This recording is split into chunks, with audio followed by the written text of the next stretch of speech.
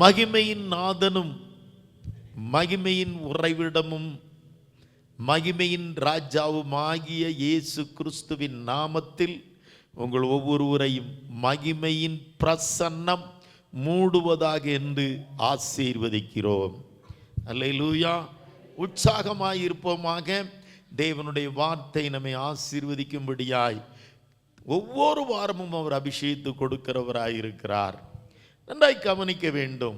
அற்பமான மனிதர்களின் வாழ்விலும் தேவன் அதிசயங்களை செய்கிறார். ஆகையினால நீங்க ஒருவேளை இந்த உலகத்தின் பார்வையில் உங்களை ஜனங்கள் அற்பமாக பார்க்கலாம். இவெல்லாம் ஒரு மனுஷியா, இவெல்லாம் ஒரு மனுஷனா, இதெல்லாம் ஒரு குடும்பமா அப்படின்னு நினைக்கிற அந்த குடும்பத்தில் தான், அந்த மனுஷனுடைய வாழ்க்கையில் தான் தேவன் மகிமையான காரியங்களை அதிசயங்களை செய்கிற கர்த்தராயிருக்கிறார். ஆகையினால ஒரு காரியம் நல்லா செய்யுங்க. இந்த உலகம் நம்மை அற்பமாய் எண்ணும் போது, அசட்டை பண்ணும்போது, இந்த உலகம் நம்மை வேண்டாம் என்று அருவருக்கும் போது ஒன்றை நினைத்து கொள்ளுங்கள், கர்த்தர் அப்பொழுது நம்மை கரத்தில் எடுக்கிறார். அல்லேலூயா. ஆமென். இலோகத்தில் நம்மளை நிந்திக்கப்பட்டவராயிருக்காம், பரிகசிக்கப்பட்டவராயிருக்காம், வேண்டாத்தவராயிருக்காம், பிரைஸ்லாடு உலகத்திலே அவகணிக்கப்பட்டவராயிருக்காம். ஆ சமயத்தான கர்த்தாவு தன்னை வன்கரங்களில் நம்மை எடுத்து வலிய அற்புதங்களும் அதிசயங்களும் நடப்பிக்கின்ற தெய்வம். அல்லேலூயா. அது போல பலரை இன்னைக்கு நம்ம வாழ்க்கையில் பார்த்தோம். பலரை பார்த்தோம். யாரெல்லாம் பார்த்தோம் சொல்லுங்களேன். ஒரு சிறு பெண்ணை கிட்டி பார்த்தோம், எப்தாவை குறித்து பார்த்தோம், வேற கெதயோனை குறித்து பார்த்தோம். இப்படி ஒரு 3-4 பேருடைய வாழ்க்கையில் தேவன் செய்த மகிமையான காரியங்களை உங்கள் நடுவிலே சொன்னேன். அற்பமாய் எண்ணப்பட்டவர்களையும் கூட தேவன் விசுவாச வீரர்களின் லிஸ்டில் எபிரேயர் 11ஆம் அதிகாரத்தில் எழுதி வைத்திருக்கிறதை குறித்து பார்த்தோம். இன்றைக்கு புதிய நியமத்திலிருந்து, புதிய ஏற்பாட்டிலிருந்து ஒரு மனிதனை பார்க்க போகிறோம். இந்த மனுஷன் உலக பிரகாரமாக ஒரு பெரிய பணக்காரன் தான். ஆனால் மனுஷர் பார்வையில் அவனுக்கு ரெஸ்பெக்டே கிடையாது. மனுஷர் அவனை மதிக்கிறதே, ஒரு மனுஷன் போலும் அவனை மானிக்காரில்ல. அவனை அவமானிக்கையான செய்யினது, அவனை வேதனைப்படுத்துவாங்க, அவனை நிந்தித்து அவனை புறக்கணித்து தள்ளுவார்கள். He was a discarded person and disrespected person and derided person. அதாவது அவன் ஒரு ஒரு ஒரு புறக்கணிக்கப்பட்ட, புச்சமாய் எண்ணப்பட்ட, அற்பமாய் எண்ணப்பட்டவன். அவன் கர்த்தர்கிட்ட வந்தபோது கூட அந்த உலகம் அவனை அருவருப்பாய் சொல்லிட்டு, ஆனால் அவனுக்கு தேவன் கொடுத்த ஒரு பெரிய ஆசீர்வாதத்தை இன்னைக்கு நம்ம பார்க்க போகிறோம். முதலாவது லூக்கா எழுதின சுவிசேஷம் 19ஆம் அதிகாரத்தில் அதில் 7ஆம் வசனத்தை நாம் இதனுடைய பேசிக் வேர்ட்ஸாக, அடிப்படை வசனமாக நாம் வாசிக்க போகிறோம். அதை கண்ட யாவரும், அதாவது இயேசு சகேயு என்கிற ஒருவரோடு கூட அவர் வீட்டில் தங்கும்படி போகிறார். அப்போ இந்த சுற்றி இருக்கிறவங்கெல்லாம் பார்க்குறாங்க. இயேசு சகேயு கூட போகிறத பார்த்துட்டு அதை கண்ட யாவரும், ஒருத்தம் கூட பரவாயில்ல அவன் நல்லா திருந்துறானே அப்படின்னு சொல்லலையா. அதை கண்ட யாவரும் இவர் பாவியான மனுஷனிடத்தில் தங்கும்படி போனார் என்று சொல்லி என்ன செஞ்சாங்களாம், முறுமுறுத்தார்கள். கண்டவர் எல்லாம், அது கண்டவர் எல்லாம் அவன் பாவியாய் ஒரு மனுஷனோடு கூட பார்ப்பான் போய் என்று പറഞ്ഞു பெருபெருத்தோ. என்ன உலகம் பாருங்க. ஒரு ஒரு அவன் கொஞ்சம் அந்த கவர்மெண்ட் இன்கம் டாக்ஸ் டிபார்ட்மெண்ட்ல அவர் இருக்கிறார்.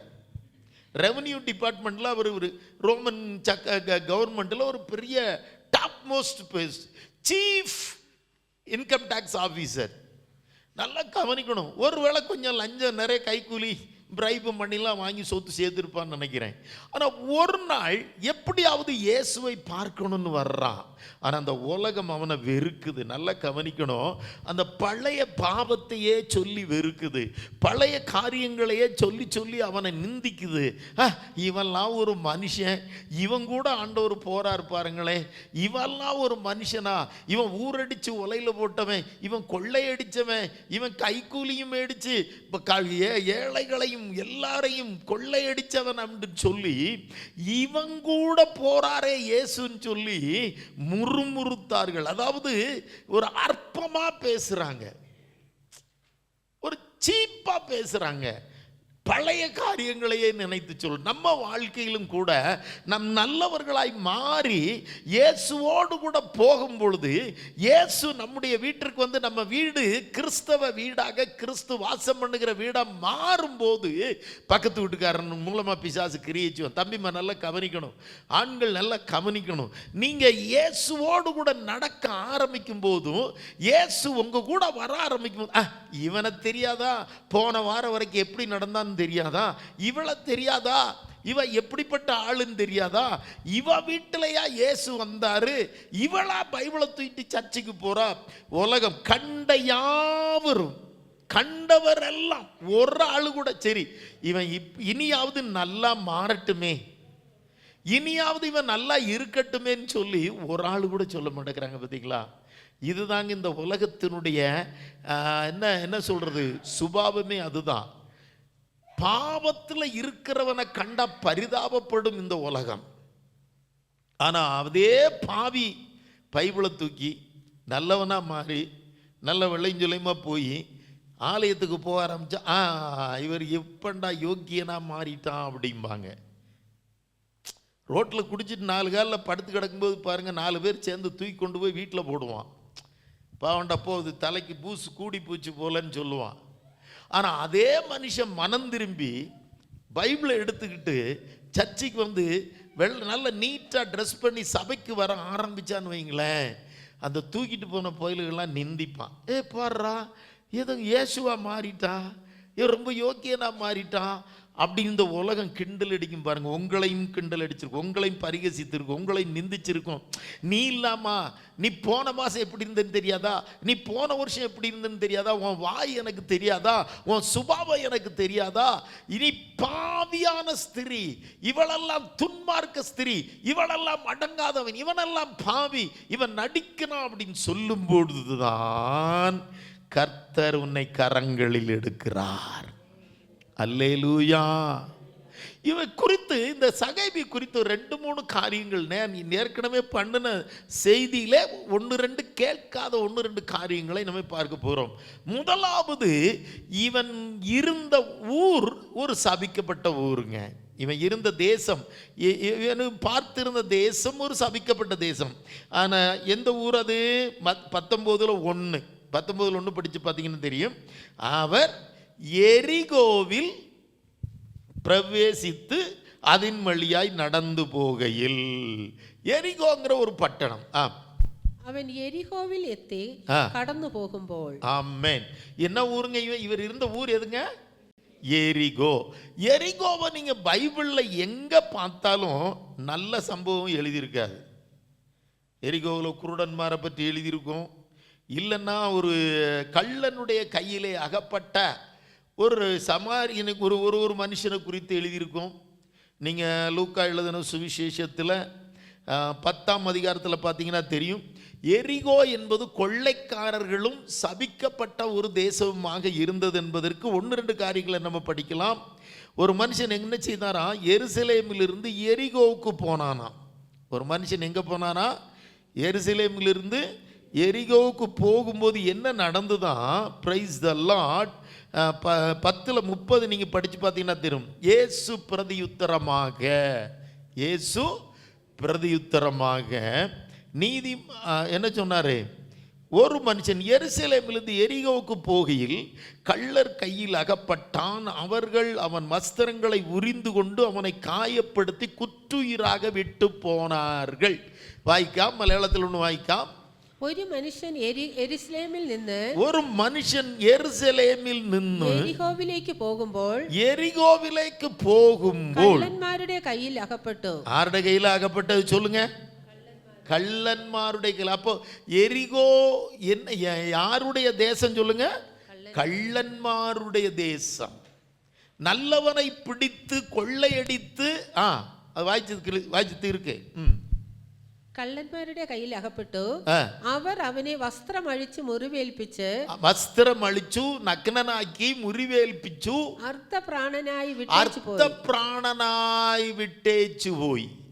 பகுதி மரிச்சு போய் அவஸ்தையில்.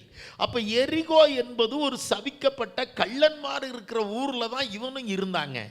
ஆனா அப்படிப்பட்ட ஊர்ல இருந்தவன் இயேசுவை தேடி வந்தா சந்தோஷப்படணுமா இல்லையா? சந்தோஷப்படுறதுக்கு பதிலாக இவனை இன்னும் பரிகசிக்கிறார்கள். அதை இன்னும் பரிகசிக்கிறார்கள். அதில் இங்கிலீஷில் டிரைடட்னு ஒரு வார்த்தை உண்டு. DERIDED, டிரைடட். அப்படின்னா அர்த்தம் என்னன்னா, நிந்திப்பது, பரிகசிப்பது, புறக்கணிப்பது, அவமானிப்பது என்ற அர்த்தம். Praise the Lord. நம்முடைய வாழ்க்கையில் ஒரு காரியத்தை நல்ல கவனிங்க. அப்போ அதை போட்டிருக்கோம், are you treated by the world. இந்த உலகத்தால் நீ நிந்திக்கப்பட்டாயோ? பயப்படாதே, கவலைப்படாதே. நீ நிந்திக்கப்பட்டவனோ, நீ நிந்திக்கப்பட்டுவோ, விசாரப்படுறது. நின்னையும் வெகுமானம் உள்ள ஒரு மனுஷனாய், மானிக்கப்பட்ட மனுஷனாய், நிந்திக்கப்பட்டவரை மானிக்கப்பட்ட உள்ள ஒரு மானியதை உள்ள மனுஷனாய், மனுஷியாய் மாற்றுவான். இயேசு நம்மோடு கூட உண்டு. நீ புறக்கணிக்கப்பட்ட, உன்னை தூசிக்கப்பட்ட உன்னையும் ஒரு மதிப்புக்குரியவனாய், கனத்திற்குரியவனாய், ஒரு ரெஸ்பெக்டட் ஃபேமிலியாய் மாற்றுவதற்கு உங்களோடு இயேசு உலாவிக் கொண்டிருக்கிறார். அது என்ன செய்யணும்னு மாத்திரம் நான் പറഞ്ഞതാണ്. എന്ത് ചെയ്താൽ എന്നെയും ദൈവം ഈ ലോകത്തിൽ ഒരു മാനിക്കപ്പെട്ടവനായി, ഒരു മാന്യത ഉള്ളവനായി, ഒരു ഹാനറബിൾ പേഴ്സണായി, ഒരു റെസ്പെക്റ്റഡ് പേഴ്സണായി എപ്പോൾ കർത്താവ് മാറ്റും എന്നുള്ളതാണ് ഇന്ന് നമ്മുടെ ചിന്താ വിഷയം. അപ്പോൾ എരികോ என்பது കള്ളന്മാരുടെ സ്ഥലം. അവിടെ പോയവൻ ഒരിക്കലും മടങ്ങി വരത്തില്ല. അവന്മാർ നഗ്നരാക്കും, அர்த்த பிராணனாய் அடிச்சு முறிவேൽപ്പിக்கும். அடுத்து இன்னொரு காரியத்தை பார்க்கலாம். எரிகோ என்பது எப்படிப்பட்ட தேசமா? யோசுவாவின் புஸ்தகம் 6ஆம் அத்தியாயத்திலே யோசுவா எரிகோவை இடித்து தகர்த்து விட்டு அதற்கு ஒரு சாபம் போடுகிறார். எரிகோ பட்டணத்திற்கு ஒரு சாபம் போடுகிறார். ஜோசுவா 6th chapter 26 verse 26ஆம் வசனம், 6:26. அக்காலத்தில் யோசுவா இந்த எரிகோ பட்டணத்தை கட்டும்படி எழும்பும் மனுஷன் கர்த்தருக்கு முன்பதாக சபிக்கப்பட்டிருக்க கடவன். அவன் அதன் அஸ்திபாரத்தை போடுகிற போது தன் மூத்த குமாரனையும் அதன் வாசல்களை வைக்கிற போது தன் இளைய குமாரனையும் சாக கொடுக்க கடவன் என்று சாபம் கூறினான். படிங்க, வாக்கிய. അക്കാലത്ത് യോശുവ ശപഥം ചെയ്തു, ഈ എരിഹോ പട്ടണത്തെ പണിയുവാൻ തുനിയുന്ന മനുഷ്യൻ യഹോവയുടെ മുൻപാകെ ശപിക്കപ്പെട്ടവൻ. ഈ തകർന്നു കിടക്കുന്ന ഈ പട്ടണത്തെ കട്ടുന്നവൻ തന്നെ ശപിക്കപ്പെട്ടവനാണ്. ഈ പട്ടണം ശപിക്കപ്പെട്ടിരിക്കും. അവൻ അതിന്റെ അടിസ്ഥാനം ഇടുമ്പോൾ അവന്റെ മൂത്ത മകൻ നഷ്ടമാകും, അതിന്റെ കതക് തൊടുക്കുമ്പോൾ ഇളയ മകന് നഷ്ടമാകും എന്ന് പറഞ്ഞു. അതങ്ങനെ സംഭവിച്ചോ? 1 രാജാക്കന്മാരുടെ പുസ്തകത്തിലെ 16:34 വായിക്കാം. 1 രാജാക്കളിன் புஸ்தகம் 16ஆம் அதிகாரத்தில் 34ஆம் வசனத்தை வாசிப்போம். 1 ராஜாக்கள் 16:34. அவன் நாட்களில் பெத்தேல் ஊரானாகிய ஈயல் எரிகோவை கட்டினான். கர்த்தர் நூனின் குமாரனாகிய யோசுவாவை கொண்டு சொல்லி இருந்த வார்த்தையின்படியே அவன் அஸ்திவாரத்தை போடும்போது அபிராம் என்னும் தன் மூத்த குமாரனையும் அதன் வாசல்களை வைத்த போது செகூப் என்னும் தன் இளைய குமாரனையும் சாக கொடுத்தான். അവന്റെ കാലത്ത് ബത്തേല്യനായ ഹിയേൽ എരിഹോ പണിതു യഹോവ നൂന്റെ മകനാകിയ യോശുവ മുഖാന്തരം അരുളി ചെയ്ത വചനപ്രകാരം. യഹോവ തന്നെയാണ് യോശുവ മുഖാന്തരം അങ്ങനെ ശാപമിട്ടിരിക്കുന്ന ഈ എരികോവിനെ. അതിന്റെ അടിസ്ഥാനം ഇട്ടപ്പോൾ അവന് അബിറാം എന്ന മൂത്ത മകനും അതിന്റെ പടിവാതിൽ വെച്ചപ്പോൾ ഷെഗൂബ് എന്ന ഇളയ മകനും നഷ്ടം വന്നു. நல்ல சிரதைக்கு கவனிச்சோ. அப்ப எரிகோ என்கிற ஒரு பட்டணம் முதலாவது கள்ளன்மாருடையும் கொள்ளக்காரருடையும் பட்டணமா இருந்தது. அங்க போறவன் எல்லாம் கள்ளனா கொள்ளக்காரனா மாறுவான், எல்லாம் அவங்க கையில வாங்கி அடிக்கிறான். இல்லன்னா பாருங்க, எரிகோ என்பது தேவனாலேயே யோசுவாவின் மூலமாய் சபிக்கப்பட்ட பட்டணம். என்ன பட்டணங்க? சபிக்கப்பட்ட பட்டணம். அப்படிப்பட்ட சபிக்கப்பட்ட பட்டணத்தில் இருந்துதான் இந்த சகாய் வருகிறார். சகேயு என்கிற மனுஷன், மலையாளத்தில் சகாயி, தமிழில் சகேயு. சகேயு அதிலிருந்து தான் வருகிறார். நல்லா கவனிக்கணும். ஒரு சபிக்கப்பட்ட தேசத்திலிருந்து, சபிக்கப்பட்ட ஜனங்களுக்குள்ள இருந்து ஒருவன் இயேசுவை காண வருகிறான். ஆனால் உலகம் என்ன சொல்லுதுங்க அவனை பார்த்து? പാപിയായ മനുഷ്യൻ എന്ന് പറഞ്ഞ് അവനെ നിന്ദിക്കുകയും പരിഹസിക്കുകയും അവനെ അവഗണിക്കുകയും ചെയ്യുന്നു. Praise the Lord. അവനെ അപമാനിക്കുകയാണ് ചെയ്യുന്നത്. നല്ല കവനിക്കണം കർത്തருடைய பிள்ளைகளே. நம்முடைய ஜீவியத்திலும் கர்த்தரோடு நெருங்க நெருங்க நெருங்க, தேவன் எனக்கு வேணும், இயேசு எனக்கு வேணும், நானும் இயேசு, என் வீட்டில் இயேசு வேணும், நானும் இயேசுவுக்கு வேணும்னு எந்த அளவுக்கு நீங்கள் க்ளோஸாக போக போக போக இந்த உலகம் பகைக்கும். ஆனால் ஒரு குறிப்பிட்ட டிஸ்டன்ஸ் வந்த உடனே இந்த உலகம் எல்லாம் வெட்கப்பட்டு அழிந்து போகும். கர்த்தர் உங்களைய உயர்ந்த இடத்திலே வைத்து ஆசீர்வதிக்க வல்லவராயிருக்கிறார். அல்லேலூயா. நல்ல கவனிக்கணும். எல்லா நாளும் நம்மளை அது தூஷிக்காது. கொஞ்ச நாள் தூஷிச்சு பார்க்கும், கொஞ்ச நாள் நம்மளை நிந்திச்சு பார்க்கும், எப்படியாவது நம்மளை அப்படி புறகோட்டு திரிக்காம், அதாவது பின்திரும்ப வச்சிடலான்னு சொல்லி இங்கே வந்துக்கிட்டு இருக்கீங்களா சகோதரன்மார், இங்கே வந்துக்கிட்டு இருக்கீங்களா சகோதரிகள், நல்லா கவனிக்கணும். உங்களை தூஷிக்கும்.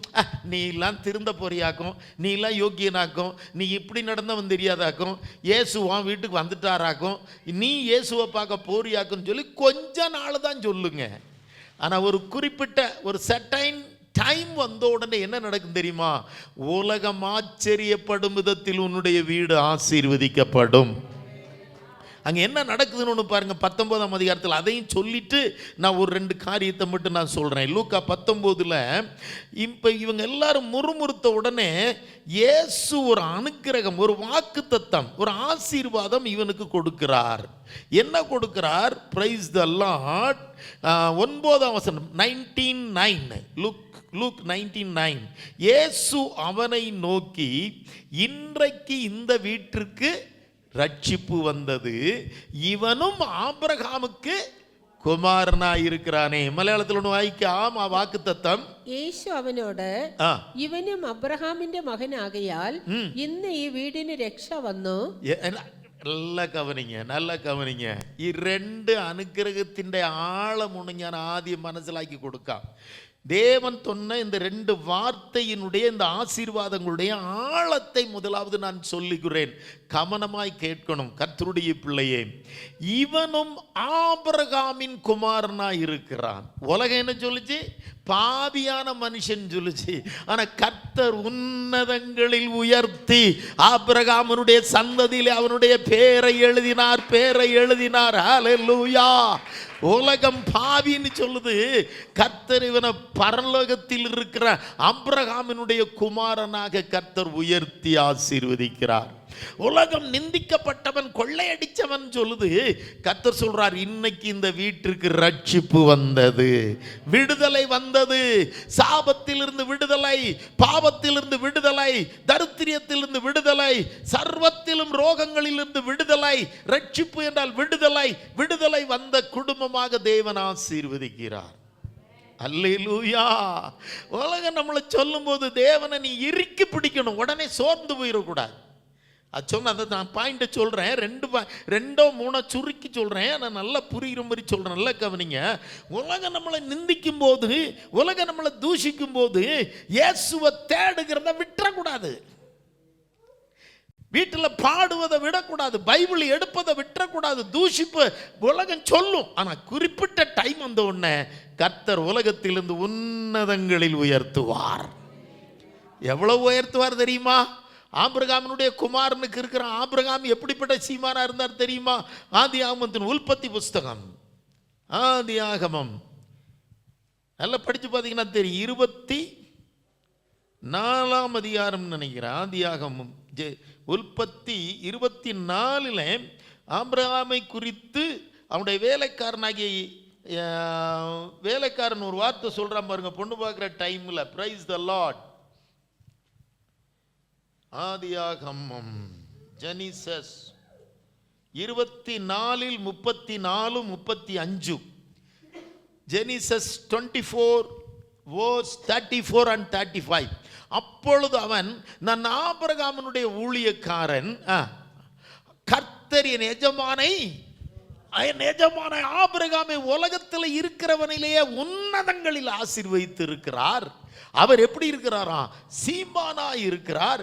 கர்த்தர் அவருக்கு ஆடு மாடுகளையும் வெள்ளியையும் பொன்னையும் வேலைக்காரரையும் வேலைக்காரிகளையும் ஒட்டகங்களையும் கழுதைகளையும் கொடுத்திருக்கிறார். அவருக்கு ஒரே குமாரன் ஈசாக்கு. அதற்கப்புறம் அடுத்த குமாரன் சகேயு. எத்தனை பேருக்கு மனசிலாச்சு? ஆபிரகாமினுடைய அத்தனை ஆசீர்வாதங்களும் சகேயுவுக்கு வரும்படியாய் கர்த்தர் அவனை ஆசீர்வதிக்கிறார். அத்தனை ஆசீர்வாதங்களும் ஈசாக்குன்னு അബ്രഹാം കൊടുത്തു. അതേ അനുഗ്രഹം വായിക്കാം, മലയാളത്തിൽ ഒന്ന് വായിക്കാം. ഞാൻ അബ്രഹാമിന്റെ ദാസൻ യഹോവ എന്റെ യജമാനനെ ഏറ്റവും അനുഗ്രഹിച്ചു. എങ്ങനെ അനുഗ്രഹിച്ചു? ഏറ്റവും അനുഗ്രഹിച്ചു. അത് ഇംഗ്ലീഷിലെ ഒന്ന് എടുത്തു വെച്ചേക്കണേ. അവൻ മഹാനായി തീർന്നു. അവൻ എങ്ങനെ ആയി തീർന്നു? മഹാനായി തീർന്നു. അവന് ആട് മാട് പൊന്ന് വെള്ളി ദാസിദാസന്മാർ ഒട്ടകങ്ങൾ കഴുതകൾ എന്നിവയൊക്കെയും കൊടുത്തിരിക്കുന്നു. അതെല്ലാം ആർക്ക് കൊടുത്താ? ആബ്രഹാം തന്നുடைய குமாரனாகிய புத்திரனாய ஈசாக்குக்கு கொடுத்து ஈசாக்கு கொடுத்தார். அப்படியானால் இப்போ சகேயுவையும் கர்த்தர் என்ன சொல்றாரு? நீ இவன் யாருங்க? And the Lord has blessed my master greatly, and he is became great, and he has given him flocks, herds, silver, gold, maid servants and male servants and maid servants, camels, ashes, everything.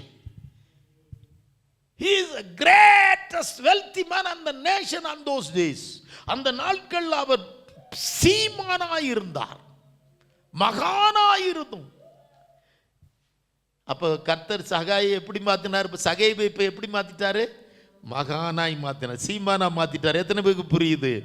ஆபிரகாமுக்கு குமாரன், ஆபிரகாமுடைய புத்திரனா மாறினாரா? மாத்தினார், ஆசீர்வதிச்சாரா? ஆனா உலகம் என்ன சொல்லிச்சு? பாவின்னு சொல்லிச்சு. கர்த்தர் என்ன சொல்றார்? நீ தான்டா கிரேட், நீ தான் உன்னதன், நீ தான் மகான், நீ தான் சீமான், நீ ஆபிரகாமுடைய குமாரனாய் இருக்கிறாய்.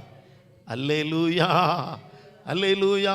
பிரியமானவர்களை, நாம் நிந்திக்கப்படும் போது தூஷிக்கப்படும் போது நாம் செய்ய வேண்டிய ஒரு 2-3 காரியத்தை சுருக்கி நான் பார்க்க போறோம். அடுத்தது அந்த வீட்டிற்கு என்ன வந்தது? ரட்சிப்பு. என்ன வந்துச்சா? அந்த குடும்பத்திற்கு ரட்சிப்பு. ரட்சிப்பு என்ன? விடுதலை, சால்வேஷன், டெலிவரன்ஸ், ரிடம்ஷன். ரட்சிப்பு எதுல இருந்து ரட்சிப்பு? இப்ப அவர் கொண்டு போய் ரட்சிப்புன்னா உங்களுக்கு புரியுற மாதிரி சொல்றேன் பாருங்க. இப்ப ஆபிரகாமுடைய புத்திரனா ஆபிரகாம் மடியில கொண்டு போய் சகைவை வச்சுட்டாருங்க. ஏன்னா ஆபிரகாம் எங்க இருக்கிறாரு? நீங்க படிச்சு பாருங்க. லூக்கா 16ஆம் அதிகாரத்துல லாசர்னு ஒரு மனுஷன் இருந்தா, ஐஸ்வர்யவான் ஒரு மனுஷனும் இருந்தா. 2 பேரும் ஒரு நாள் மரிச்சாங்க. லாசர் லூக்கா 16ஆம் அத்தியாயத்தில் பிரைஸ் தி லார்ட் 16ல் 22 நம்ம படிக்க போறோம். 16-20, லூக்கா 16-22. பின்பு அந்த லாசர் என்கிற தரித்திரன் மரித்து தேவதூதரால் ஆபிரகாமுடைய மடியிலே கொண்டு போய் விடப்பட்டான். ஐஸ்வர்யவானும் மரித்து அடக்கம் பண்ணப்பட்டான், ஆனால் பாதாளத்தில் வேதனைப்பட்டான். இப்ப இங்க படிங்க, மலையாளத்தில் ஒன்று வாய்க்கும். ദരിദ്രൻ മരിച്ചപ്പോൾ ദൂതന്മാർ ആരാ കൊണ്ടുപോയത്? ദൂതന്മാർ അവനെ അബ്രഹാമിന്റെ മടിയിലേക്ക് കൊണ്ടുപോയി. എത്ര പേർക്ക് മനസ്സിലാச்சு? ഇവൻ ആബ്രഹാമിൻ കുമാരനാകുമ്പോൾ 2 ആശീർവാദം. ഒന്ന്, உலகத்திலேயும் அவன் மகான், பரலோகத்திலேயும் அவன் மகானாய் தீர்ந்தான். அல்லேலூயா. இதுதான் ரொம்ப முக்கியம். நமக்கு ஆவிக்குரிய ஜீவிய பூமிக்குரிய அனுக்கிரகங்கள் எல்லாம் ஒரு பக்கம் அது டெம்பரவரி, இலைகள் போல கொழிஞ்சு போகும், உதிர்ந்து போகும். ஆனால் நம்ம பரலோகத்திலும் ஆபிரகாமினுடைய புத்திரனாய், ஆமென் அல்லேலூயா, விடுதலை பெற்றவர்களாய் ஆபிரகாம் மடியிலே லாசரு காணப்பட்டது போல ஆபிரகாமின் குமாரனாக சகேயுவையும் பரலோகத்திலே உன்னதங்களிலே உயர்த்தினார், உன்னதங்களில் உயர்த்தினார். உன்னதனாய் சீமானாய் மகானாய் கிரேட் மேன் ஆஃப் காடாய் உயர்த்தினார். பயப்படாதீங்க.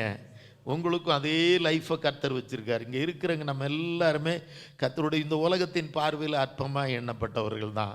ஆனால் நமக்கு 2 வாக்குத்தத்தம் உண்டு. ஒன்று, உலகத்திலும் தேவன் நம்மை ஆபிரகாமினுடைய குமாரனாய் புத்திரனாய் புத்திரிகளாய் வைத்து உங்களை ஆசீர்வதிப்பார். கண்டிப்பாக நடக்கும். கொஞ்சம் பொறுமையாக இருங்க. இப்போ ஒருவேளை நீங்கள் கஷ்டத்தில் இருக்கலாம், உங்கள் வருமானத்தில் குறைவுகள் இருக்கலாம், கடன் பாரத்தில் இருக்கலாம். ஆனால் நீங்கள் உறுதியாய் கர்த்தரை பற்றி பிடித்து கொள்ளுங்கள். நிச்சயமாய் தேவன் உங்களை உயர்த்துவார். அப்போ உலகத்திலும் அவனை மகானாக்கிற தேவன், பெரியவனாக்கிற கர்த்தர் பரலோகத்திலும் அவனை பெரியவனாக்கினார். ஆபிரகாம் தேவனுடைய சிநேகிதன். அந்த மாதிரி சகேயுவையும் பரலோகத்திலும் ஒரு பெரிய மனுஷனாய் சீமானாய் கிரேட் மேன் ஆஃப் காட் என்று பேரை பரலோகத்தில் எழுதிவிட்டார்.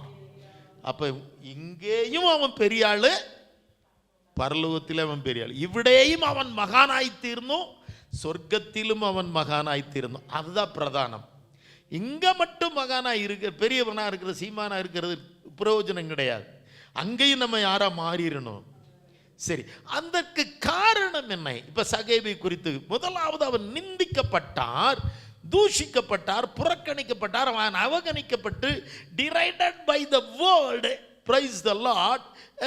Discarded by the world, derespected by the world, defamed by the world. இந்த உலகத்தினால் அவன் அவமானப்பட்ட போது அவர் செய்த ஒரு 2-3 காரியத்தை சுருக்கி சொல்றேன். படிக்கலாமா? எடுங்க லூக்கா 19ஆம் அதிகாரத்தில். லூக்கா 19ஆம் அதிகாரத்தில் Praise the Lord. 3ஆம் வசனத்தை நம்ம படிக்கலாம். 3ஆம் வசனம். இயேசு எப்படிப்பட்டவரோ என்று அவரை பார்க்க வகை தேடினான்.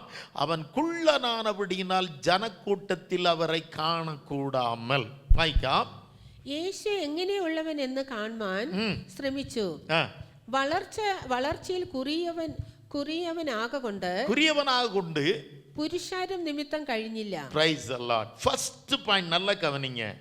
ஃபர்ஸ்ட் பாயிண்ட், இயேசு எப்படிப்பட்டவரோ என்று பார்க்க வகை தேடினான். இயேசு எங்கனை உள்ளவன் என்று காண்பான் ശ്രമിച്ചു. He took risk, took a step to see the Lord. Who was he and how was he and what was he? இயேசு எப்படிப்பட்டவர்? வேதவசனம் சொல்லுதுல, கர்த்தர் நல்லவர் என்பதை ருசித்து பாருங்கள். அப்ப முதல்ல நமக்கு ஒவ்வொரு நாளும் ஒரு காரியம் வேணும். இயேசுவை நான் பார்க்கணும், இயேசுவை நான் அறியணும் என்கிற ஒரு இருதயத்தில், பிரைஸ் தி லார்ட், ஒரு இன்டென்ஷன் வேணும். நம்ம இனிஷியேட்டிவ் எடுக்கணும். காலையில் எந்திரிச்ச உடனே என் வாழ்க்கையில் நான் இயேசுவை அனுபவிக்கணும். நீங்கள் இன்னைக்கு எல்லாருக்கும் சொல்கிற நல்ல கவனிங்க. நம்ம ஆராதனைக்கு வர்றதெல்லாம் காரியம், இயேசுவை அனுபவிக்க வர்றீங்க, ஆராதிக்க அல்ல. நம்மளாம் எதுக்கு வந்துக்கிட்டு இருக்கோம் சொல்லுங்க? இயேசுவினை நம்முடைய ജീവിതത്തിൽ അനുഭവിപ്പാനാണ് നിങ്ങൾ ഇവിടെ വന്നിരിക്കുന്നത്. ഈ സഭയിൽ കർത്താവ് നിങ്ങൾ നിർത്തിയിരിക്കുന്നത് ആരാധിപ്പാനല്ല. അത് എവിടെ വേണമെങ്കിലും വെച്ച് നിങ്ങൾ ആരാധിക്കാം. എന്നാൽ അനുഭവിക്കുന്നതാണ് ഏറ്റവും പ്രധാനം. அതാണ് நமக்கு ஆவசியமுள்ளதும். ஹல்லேலூயா, ஆமென். நாம் தேவனை ஆராதிப்பது பெரிய காரியம் இல்லை. அது ரோட்லையும் ஆராதிக்கலாம், வீட்டிலையும் ஆராதிக்கலாம்.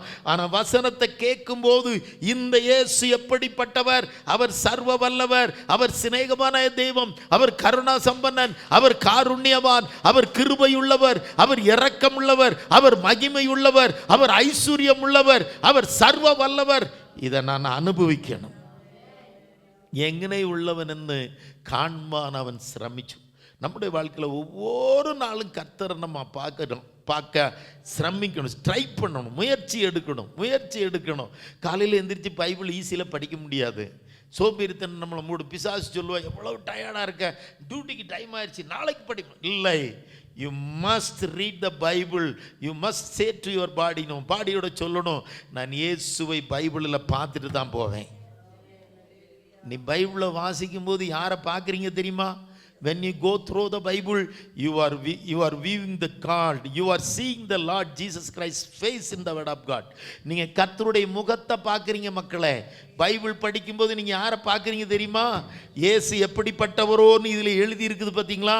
இந்த இயேசுவை பார்க்குறீங்க, அதுக்கு தான் பைபிள் படிக்கிறீங்க. நல்லா கவனிக்கணும். ஆமென். இயேசு எப்படிப்பட்டவர்னு நீ நல்லா பார்க்கணும்னா என்ன படிக்கணும்? இதில் தான் அவரை பற்றி தெளிவாக தேவ ஆவியானவர் எழுதி வைத்து இருக்கிறார். ஆமாம், உலகத்தில் நிறைய அர்ஜென்சிலாம் வரத்தான் செய்யும்.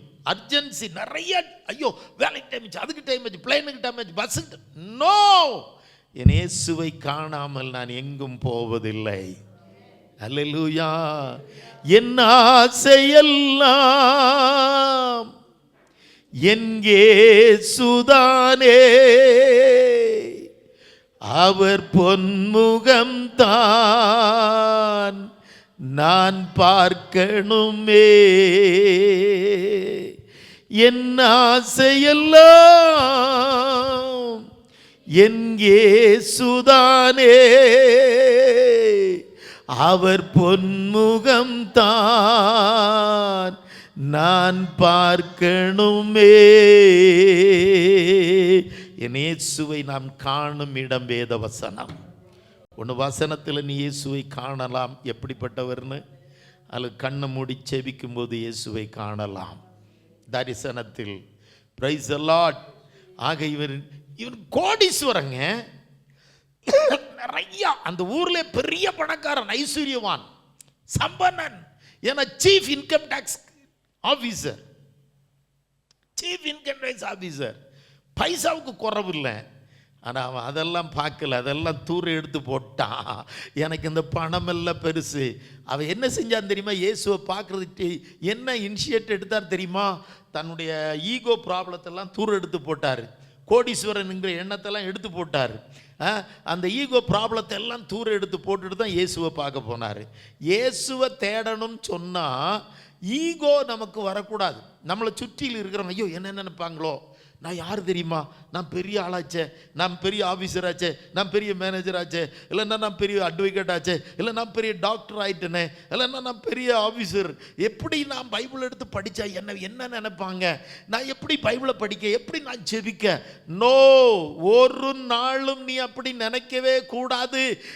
இந்த சகைவை எந்த விதமான பணமோ ஐஸ்வர்யமோ பதவியோ தடுக்கவில்லை. எல்லாவற்றையும் தூக்கி எறிந்து, ஈகோவை தூக்கி எறிந்து, அந்த ஊர் உலகத்தில் அவன் பெரிய கவர்மெண்ட், ரோமன் கவர்மெண்ட்ல பெரிய டாப் மோஸ்ட் ஆஃபீஸர், ரெவன்யூ டிபார்ட்மெண்ட்ல, அதையெல்லாம் தூக்கி எறிஞ்சிட்டு தான் இயேசுவை பார்க்க வந்தார். அல்லேலூயா. இப்ப புரியுதா அவர் எப்படிப்பட்ட சாக்ரிஃபைஸ் பண்ணியிருக்காருன்னு? அது ஊர்ல பெரிய கோடீஸ்வரன், தெரியாதவன் யாருமே கிடையாது. ஏன்னா ரோமன் கவர்மெண்ட்டில் அவர் அந்த நாட்களில் ரோமன் கவர்மெண்ட் தான் இங்கே இஸ்ரேல் நாட்டை ஆண்டு கொண்டிருந்தது. ரோமன் கவர்மெண்ட்டில் சீஃப் இன்கம் டேக்ஸ் ஆஃபீஸர்னா பார்த்துக்குங்க, சீஃப் ரெவன்யூ ஆஃபீஸர். அப்போனா என்ன பவர், என்ன போஸ்டிங், என்ன பைசா, என்ன பணம், இதையெல்லாம் தூக்கி தூர எரிஞ்சிட்டு. நல்ல கவனிங்க, கிறிஸ்துவுக்காக இந்த உலகத்தை தேடுவதற்கு எல்லாம் நம்மளை ஒரு மாதிரி பார்ப்பாங்களோ, ஐயோ நம்ம ஜெபம் பண்ணா யாராவது பார்ப்பாங்களோ, நம்ம பைபிளை தூக்கிட்டு போனால் யாராவது நம்மளை அற்பமாக எண்ணுவாங்களோ, அல்லது நமக்கு அவமானமாக இருக்குமோ, அப்படி நினைக்கவே கூடாது. அது எல்லாம் அழிஞ்சு போகும். இது ஒரு நாள் அழியாது. பதவி ஒரு நாள் அழியும், பைசா ஒரு நாள் அழியும், சம்பத்து ஒரு நாள் அழியும். ஓ, எல்லாம் ஸ்தான மானங்கள் சம்பத்து எல்லாம் ஒழியும். ஆனால் கர்த்தருடைய வசனமோ ஒரு நாளும் ஒழியாது, அழியாது, அழியாது, அழியாது. இது என்றென்றைக்குமாய் வானமும் பூமியும் ஒழிந்து போனாலும் கர்த்தருடைய வார்த்தை ஒழியாது. கர்த்தர் அழிய மாட்டார், கர்த்தருடைய வார்த்தையும் அழியாது. ஸோ சகைவுக்கு முதல்ல என்ன இல்லை, ஈகோ ப்ராப்ளம் இல்லை, கௌரவ பிரச்சனை இல்லை, வரட்டு கௌரவம்னு சொல்லுவாங்க, ட்ரைட் பிரஸ்டீஜ். நான் எப்படி ஜெபிக்கிறது, நான் எப்படி பைபிள் படிக்கிறது, நான் ஆராதனைக்கு போனால் என்ன பார்ப்பாங்க, நான் ஜெபம் பண்ணால் எப்படி என்ன பார்த்துருவாங்க. அவர் அதெல்லாம் பார்க்கவே இல்லை. ஊரே பார்த்தாலும் பரவாயில்ல, எனக்கு இயேசுவை பார்க்கணும். ஊர் ஃபுல்லாக பார்த்து ஊர் மக்கள் எல்லாரும் இவனை பரிகசிக்கிறாங்க, ஆனால் இவருக்கு இயேசுவை பார்க்கணும். ஃபஸ்ட்டு பாயிண்ட் நல்லா கவனிச்சுக்கணும். எல்லாத்தையும் தூக்கி தூர போட்டுட்டு தான் கர்த்தரை தேடணும். அது ஒரு பக்கம் கிடக்கட்டும், சொத்து சுகம் பதவி வீடு வருமானம் ஜோலி எல்லாம் கிடக்கட்டும். ஆனால் இயேசு இல்லாமல் உண்மையான ஒரு ட்ரூ கிரேட் மேன் ஆஃப் காடாக மாற முடியாது. ஒரு பெரிய மகானாக மாறணும்னா இயேசு நம்மளை ஆசீர்வதிக்கணும். ரெண்டாவது, இவருக்கு நிறைய தடசங்கள் வந்தது. முதல்ல இவர் வந்து வெரி ஷார்ட் இன் ஸ்டேச்சர். அவர் வந்து உயரத்தில் ரொம்ப குள்ள, ஒரு தடசம். அவருக்கு தடசம். ரெண்டு, ஜனக்கூட்டம் ஃபுல்லாக இயேசுவை சுற்றின்னு இருக்கு. ஜனங்களும் தடை. 3, எல்லாரும் இவனை நிந்திக்கிறாங்க, தூஷிக்கிறாங்க. அவருடைய அந்த ஜனங்களுடைய வாக்குகளும் இவனுக்கு பெரிய தடசமா இருந்தது. முதல்ல இவருக்கு தடக்குள்ள பார்க்க முடியல. ரெண்டாவது, ஜனங்கள் எல்லாம் thronged around Jesus Christ. அவர் நெருக்கி நிற்கிறாங்க, இவனை பார்க்கவே விட மாட்டேங்கிறாங்க. போடா குள்ளப்பேல, போடா பாவி அப்படின்னு சொல்லி. 3வது, வாக்குகள், அதாவது மக்களுடைய பிரவர்த்திகளும் கிரியைகளும் இவனுக்கு தடசம். இவனுடைய உயர்ந்த தடசம், ஜனங்கள் தடை, ஜனங்களுடைய கிரியைகள், பிரவர்த்திகள், வாக்குகள் இவனுக்கு தடை. வேதனைப்படுத்துகிற வாக்குகள். உடனே நமக்கு ஆராதனைக்கு திரும்ப இயேசுகிட்ட போகணும்னு தோணுமா? 4 பேர், நிறைய பேர் நம்மளை வேதனைப்படுத்துகிறாங்க, கிண்டல் அடிக்கிறாங்க, பரிகசிக்கிறாங்க, தூஷிக்கிறாங்க, ஏதோ ஒன்று சொல்கிறாங்க. இதெல்லாம் சொல்லிட்டு வரும்போது நம்ம இயேசுவை பார்க்க போக முடியுமா? முடியாதுல்ல. வேதனை வரும்ல, வேதனை வரும்ல. இது போய் இயேசுவை போய் பார்த்துக்கிட்டு என்ன செய்யன்னு சொல்லி தூர கூட போட்டு போயிடுவோம். ஆனால் இவர் என்ன செஞ்சார் தெரியுமா? 2வது பாயிண்ட், இவ்வளவு தடசங்களுக்கு மத்தியில் 4ஆம் வசனத்தை படிங்க. அவர் போகும் வழியில் முன்னாக ஓடி அவரை பார்க்கும்படி ஒரு காட்டத்தி மரத்தில் ஏறினான். எல்லாரும் அவன் முன்போட்டு ஓடி. எங்கோட்டு ஓடி? முன்போட்டு ஓடி. எல்லாரும் சொல்லுங்க, எங்கிட்ட ஓடி? எல்லாரும் சொல்லுங்க, எங்க ஓடினாரு? முன்னால் ஓடினான். முன்னால் ஓடி அவனை காணேண்டதிന് ஒரு காட்டத்திமேல் கேறி. போதும் எங்க கேறினாரு? மரத்தில் ஏறி. நல்லா கவனிங்க, இயேசுவை காணணும். ஆனா 3 தடசம். இவனுக்கும் பார்க்கறதுக்கு குறியனா இருக்கிறான், சாட்டா இருக்கிறான். அதுக்கப்புறம் ஜனங்களெல்லாம் இவனை விரட்டுறாங்க, நிந்திக்கிறாங்க, பரிகசிக்கிறாங்க, தூஷிக்கிறாங்க, தடுக்கிறாங்க. இந்த உலகம் வார்த்தைகளும் தடுக்குது.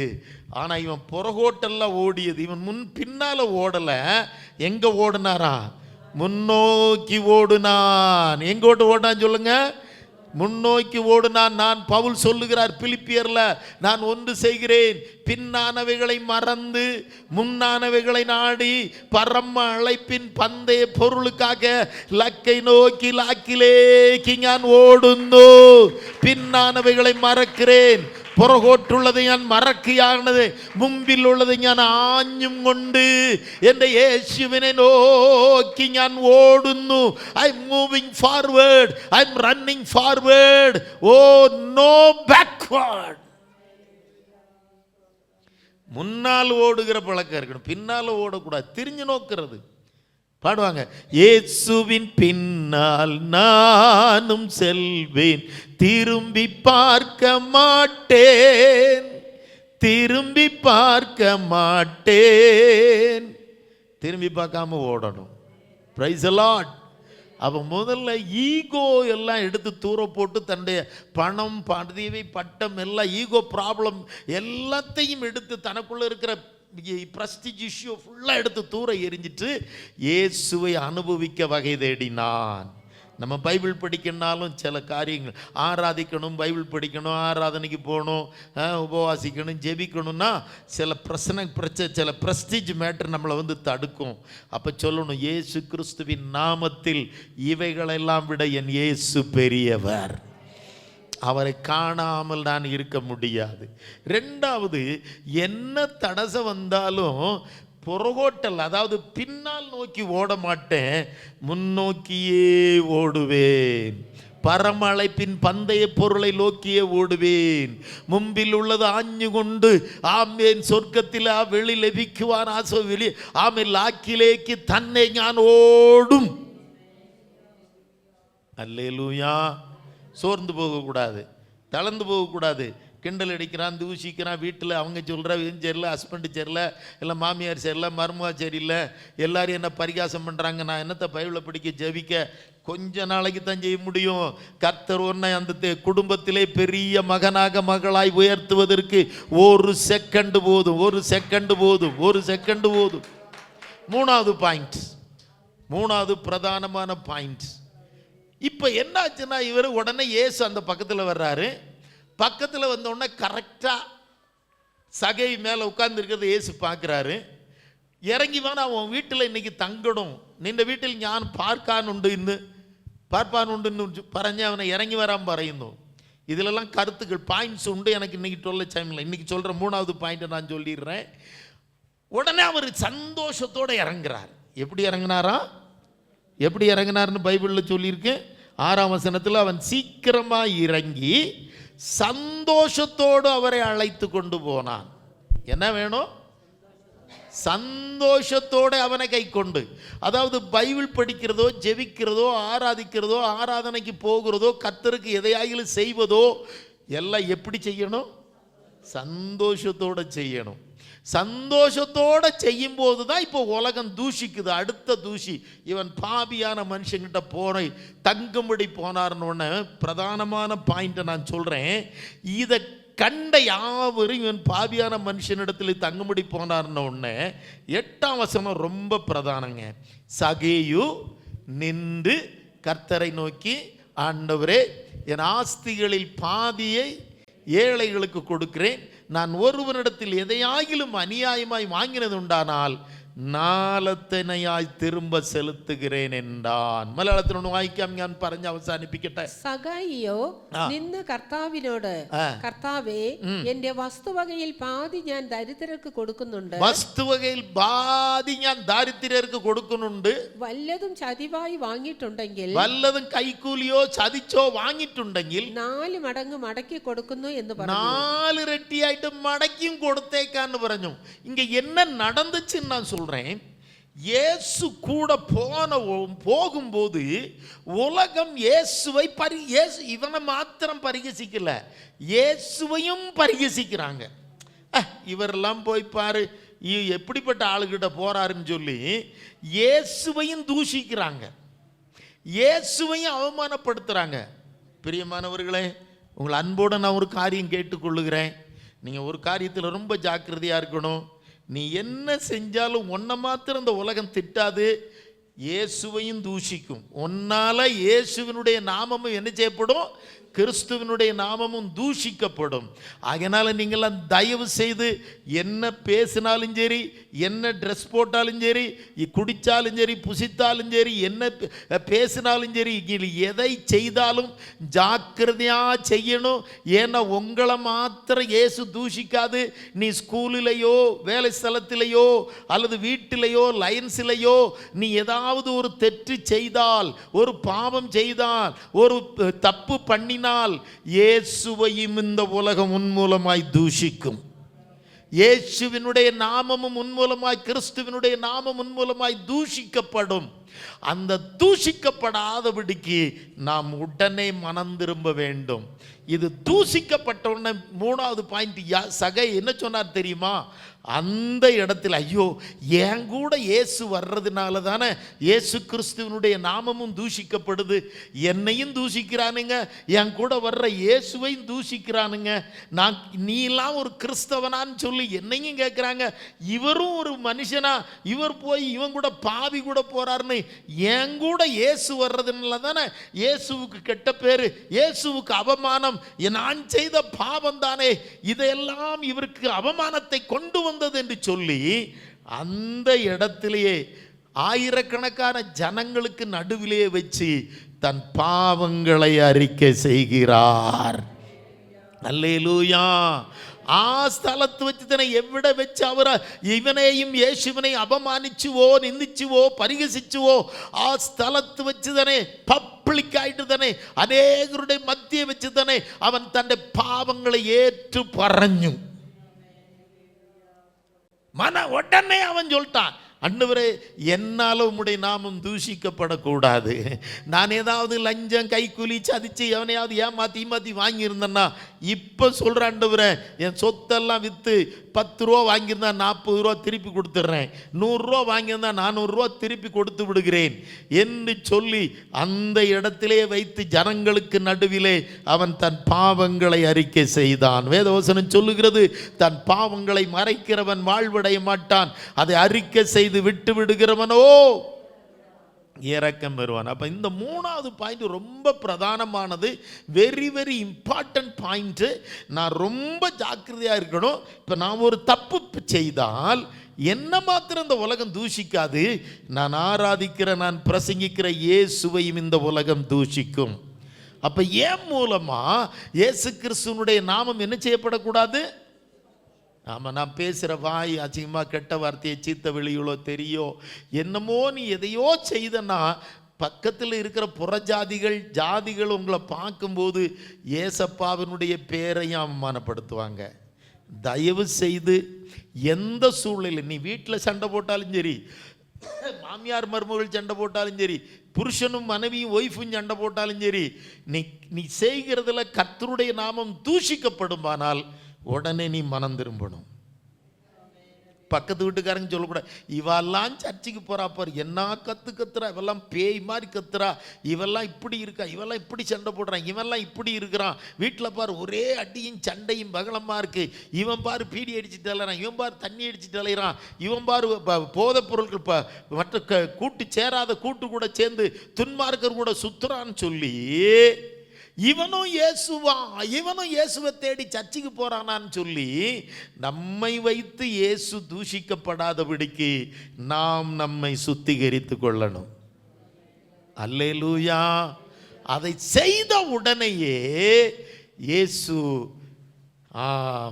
அறிக்கை பாவங்களை ஏற்று பறஞ்சு விடும்போல் எந்த கிட்டும் என்ன கிடைக்கும்? பாவத்தை அறிக்கை செய்து விட்டு விடுகிறவனுக்கு என்ன கிடைக்கும்? இரக்கம் கிடைக்கும். ஆமென், பிரைஸ் தி லார்ட், ஹல்லேலூயா. அந்த நேரத்திலேயே இயேசு நேரடியா ஆசீர்வதிச்சு வாக்குத்தத்தம் கொடுத்த ஒரே மனுஷன் பைபிள்ல சகை தாங்க. இயேசு நேரடியா வாக்குத்தத்தம் கொடுத்த ஒரே மனுஷன் யார் தான்? சகையு தாங்க. சாதாரண மனுஷர்கள்ல தெரிந்து கொள்ளப்பட்ட சீஷர்களுக்கு சில நேரம் பத்ரோசுக்கு பேதுருவுக்கு ஒரு சில வாக்குத்தத்தங்களை கொடுத்திருப்பாரு. ஆனால் சாதாரண ஜனங்களுக்கு வச்சு இயேசு கிறிஸ்துவனுடைய வாயை திறந்து நீ மகானாய் தீருவாய், நீ ஆபிரகாமின் குமாரனாய் மாறுவாய், நீ சீமானாய் மாறுவாய், நீ உன்னதங்களிலும் ஆபிரகாமினுடைய மடியிலே வீற்றிருக்கக்கூடிய மகா மனுஷனாய் மாறுவாய்ன்னு சொல்லி ஒரு பெரிய பிளஸ்ஸிங் கர்த்தருடைய வாயிலிருந்து கொடுக்கப்பட்ட ஒரு பெரிய பிளஸ்ஸிங் கிடைச்சது சகையுக்கு தான். காரணம் என்ன தெரியுமா? என்னுடைய ஏன் முகாந்திரம் என்னால கர்த்தருடைய நாமம் தூஷிக்கப்படக்கூடாது. இந்த உடன்படிக்கையை நீங்கள் இன்னைக்கு பண்ணுங்க. இப்போ இதை மட்டும் ஒன்று செய்யுங்க. கர்த்தாவே, இதுவரைக்கும் என்னுடைய வாயின் வார்த்தையினாலோ பல சுபாவங்களினாலோ பிரவர்த்திகளினாலோ கெட்ட காரியங்களினாலோ என்னுடைய கூட்டுக்கட்டினாலோ உம்முடைய நாமத்தை நான் தூஷித்து இருக்கிறது உண்மையாக இருக்குமானால் இன்றைக்கு நான் அப்படிப்பட்ட கூட்டுக்கட்டுகளும் அப்படிப்பட்ட சுபாவங்களும் என்னை விட்டு மாற்றிக்கொள்ளுகிறேன். நான் இப்பொழுது கர்த்தாவே அவைகளெல்லாம் விட்டு நான் செய்த பாவங்கள் எல்லா காரியங்களையும் விட்டு நான் மனம் திரும்புகிறேன் என்று மாத்திரம் நாம் ஒப்பு கொடுப்போமானால் அவருடைய வாயிலிருந்து பிறந்த அந்த ஆசீர்வாதம் நீங்களும் தேசத்தில் பெரியவர்களாய் சீமான்களாய் மாறுவீர்கள். இம்மையிலும் நீங்கள் மகானாய் சீமானாய் இருப்பீர்கள். மறுமையில் நித்திய ஜீவனிலும் அந்த ஆபிரகாமின் புத்திரனாய் லாசரு மடியில் இருந்தது போல சகேயும் ஆபிரகாமின் புத்திரனாய் குமாரனாய் மாறினது போல நீங்களும் நாளும் உன்னதங்களில் அவரோடு கூட வீற்றிருப்போம். அல்லேலூயா. அப்ப முதலாவது காரியம், சகேயு சபிக்கப்பட்ட ஒரு ஊரில் இருந்து வந்திருந்தார். உலகமும் அவரை சபிக்கல, உலக மக்களும் சபித்தார்கள். அவர் வளர்ந்த பூமியும் சாபமாய் இருந்தது. ஆனால் அவருக்குள்ள ஒரு வாஞ்சை இருந்தது. எனக்கு யாரை அனுபவிக்கணும், யாரை பார்க்கணும், இயேசு எப்படிப்பட்டவரோ என்று நான் ருசித்தறிய வேண்டும் என்கிற வாஞ்சை இருந்தது. அது எப்படி இருந்தது? அதை தேடுவதற்கு அவருக்கு இருந்த எல்லா பிரஸ்டீஜ் இஷ்யூவும் எடுத்து வெளியே எறிஞ்சார். எல்லா வரட்டு கௌரவத்தையும் எல்லா ஈகோ பிரச்சனைகளையும் வெளியே தடசங்களெல்லாம் எடுத்து எறிஞ்சார். பதவியை எடுத்து எறிஞ்சார், சொத்து சுகத்தை எடுத்து எறிஞ்சார், எல்லாரும் மான மரியாதை எல்லாம் எடுத்து எறிஞ்சு இயேசுவை தேடி போனார். அல்லேலூயா. ரெண்டாவது, அவருக்கு நிறைய தடைகள் இருந்தது. அவரே குள்ளனாய் நல்லா ஷார்ட்டா இருந்தாரு. உலக ஜனங்கள் எல்லாம் இயேசுகிட்ட போக விடாதபடி அவரை தடுத்தாங்க. Praise the Lord. அது மாத்திரமல்ல, வார்த்தைகளாலும் அவரை வேதனைப்படுத்தினாங்க. ஆனா அவர் பின்னோக்கி ஓடல, புறகோட்டு ஓடில்ல, മുമ്പിലേക്ക് തന്നെ മുന്നോട്ട് തന്നെ ഓടി. അവർ മുൻപാக ஓடினார், மரத்தில் ஏறினார். ஒரு பெரிய பதவியில் உள்ளவன் மரத்தில் ஏறணும் பார்த்துக்கங்களேன். அது ரோட்டோரமாக இருக்கிற மரத்தில் ஒருத்தன் காட்டத்தி மரத்தில் ஒரு பெரிய ரெவன்யூ டிபார்ட்மெண்ட் ஆஃபீஸர் ஏறுறாருன்னா அதை பார்த்து இன்னும் கொஞ்சம் பேர் சிரிச்சிருப்பாங்கல்ல. நம்ம ஊரில் இப்படி போய்கிட்டே இருக்கல, திடீர்னு நம்ம ஊர் எம்எல்ஏயோ இல்லைன்னா பிரசிடெண்ட்டோ இல்லைன்னா யாரோ ஒரு ஆள் ரோட்டில் நிற்கிற ஒரு மரத்து மேலே ஏறி போய் உட்காந்துக்கிட்டு இருக்கான்னு வச்சுக்கோங்க. இப்படி நம்ம ஆளுங்க பார்க்குறவங்களாம் அவன் என்ன குரங்கு மாதிரி மரத்தில் உட்காந்துருக்கானான்னு குறை சொல்லுவாங்க இல்லையா? இவனை அதுவும் சொல்லியிருப்பாங்க. ஏன்னா இவர் அப்படி குரங்கு மாதிரி டக்கு டக்கு டக்குன்னு ஏறி போய் ஒரு கொம்பில் போய் உட்காந்துக்கிட்டாரு. பாடுறா, குரங்கு மாதிரி மேலே ஏறி உட்காந்துருக்கான் குள்ளப்பைய. அதையும் அவர் எடுத்து போட்டார். எனக்கு யாரை பார்க்கணும்? எனக்கு யாரை பார்க்கணும்? எனக்கு யாரை அனுபவிக்கணும்? ஹல்லேலூயா. அப்போ தடசங்களுக்கு மத்தியிலும் தடைகளுக்கு மத்தியில் நம்மையும் இந்த காற்றோ மழையோ சூழ்நிலைகளோ சாகச்சரியங்களோ டிராஃபிக்கோ என்னமோ வேலையோ ஜோலியோ என்ன வேணாலும் நம்மளை தடுக்கலாம். ஆனால் எல்லா தடசங்களையும் எடுத்து எரிஞ்சிட்டு தான் கர்த்தரை ஆராதிக்க வரணும், வேத வாசிக்கணும், ஜெபிக்கணும். மூணாவதாக, எந்த சூழ்நிலையிலும் என் மூலம் நான் செய்கிற தவறுனால கர்த்தருடைய நாமம் தூஷிக்கப்படக்கூடாது. இந்த தீர்மானங்களோடு கர்த்தருடைய சமூகத்தில் நாம் கண்களை மூடுவோம், கர்த்தரை நோக்கி பார்த்து ஜெபிப்போம். நிச்சயமாய் கர்த்தருடைய வாயிலிருந்து புறப்பட்ட வார்த்தையின்படி அவர் ஒரு பெரிய சீமானுக்கு புத்திரனாக சகேயுவை கர்த்தர் ஆசீர்வதித்தார். ஒரு மகானாய், ஒரு great man in the world and in the kingdom of God, அந்த ஆசீர்வாதம் அவருக்கு கொடுக்கப்பட்டது. கர்த்தர் தாமே அப்படி உங்களையும் ஆசீர்வதிப்பாராக. God bless you.